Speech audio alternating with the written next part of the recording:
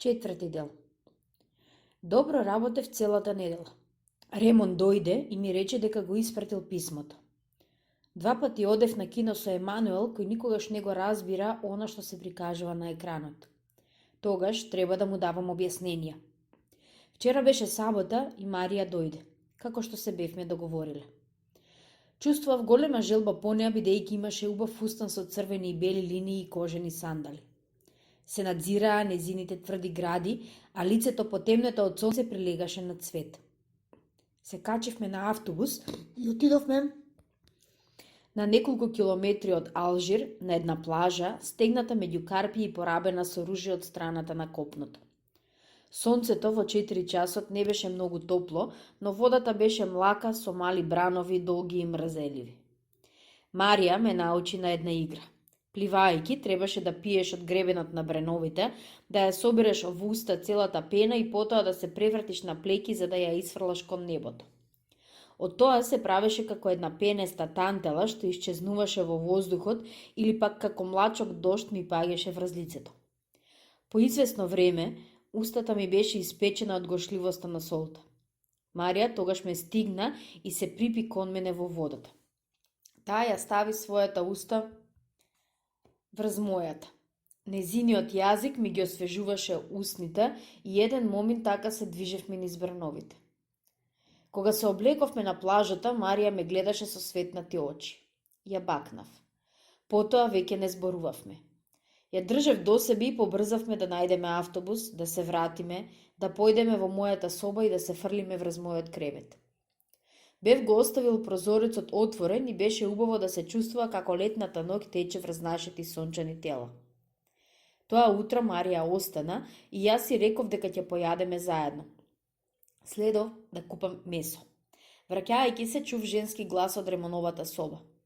Малку потоа стариот Саламано го караше својот пес. Чувме шум на ѓонови и шепи низ дрвените скали и потоа Гнасо, мрцино, и тие излегоа на улица.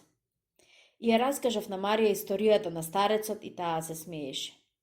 Таа беше во една од моите пижами, чии ракави беше ги запрегнала.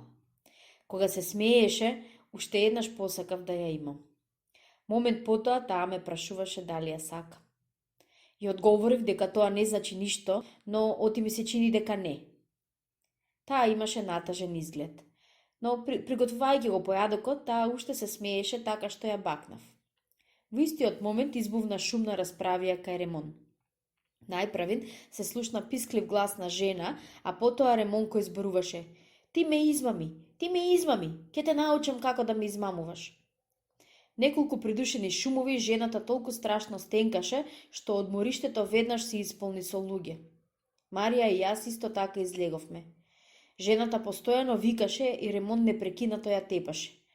Марија ми рече дека е тоа страшно, а јас не одговорив ништо. Таа ме замоли да појдам да побарам полицаец, но и реков дека не ги сакам полицајците. Сепак една стигна заедно со некој лимар, што живее на вториот кат. Тој чукаше на вратата и повеќе ништо не се слушна. Тој чукаше посилно и по еден момент жената плачеше, а Ремон отвори. Тој имаше цигара во устата и смирен изглед. Девојката се стршна кон вратата и му изјави на полицаецот дека Ремон ја тепал. Твоето име, рече полицаецот. Ремон одговори. Извади ја таа цигара од уста кога ми говориш, рече полицаецот. Ремон се двумеше, ме погледна и повлече од својата цигара. Во твој момент полицаецот со својата дебела и тешка дланка со сета сила го плесна по образ. Цигарата падна неколку метри подалеку. Ремон го измени лицето, но за момент ништо не рече и потоа понизно прашаше дали може да го земе својот опушок.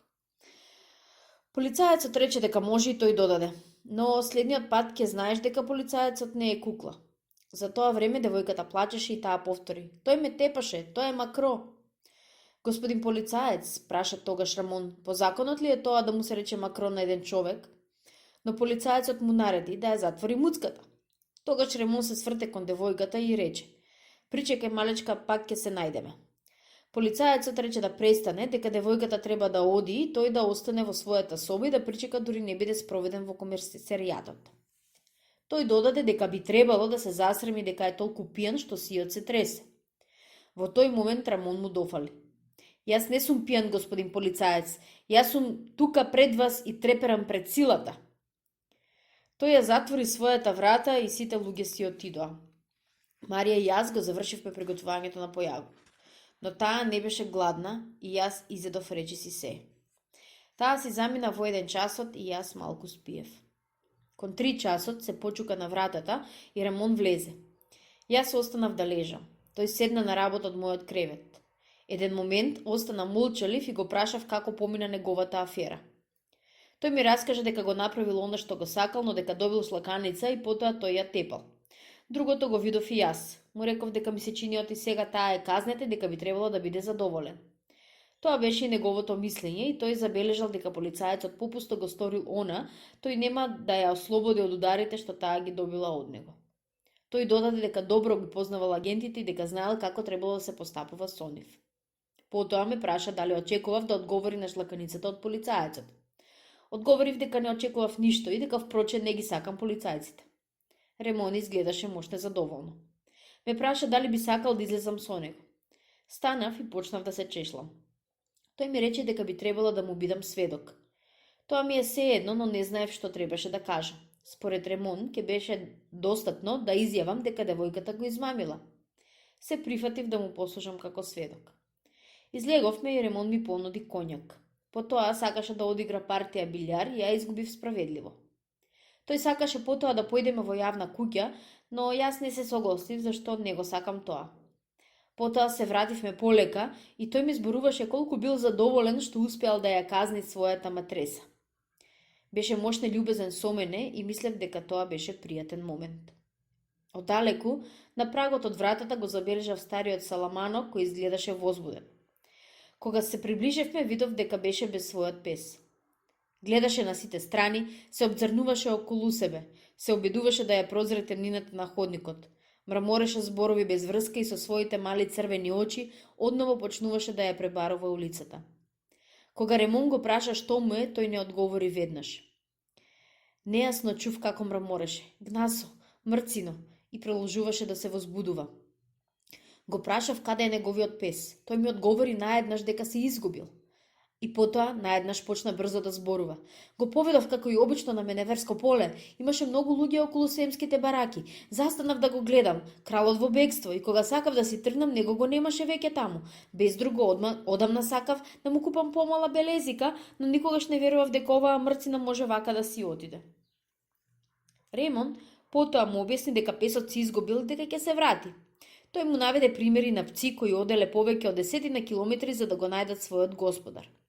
Наспроти на тоа, старецот беше мощне возбуден.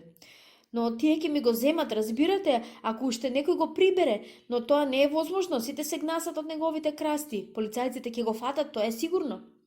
Му реков тогаш дека би требало да оди во општинскиот кучкарник и дека ќе му го вратат ако плати такса.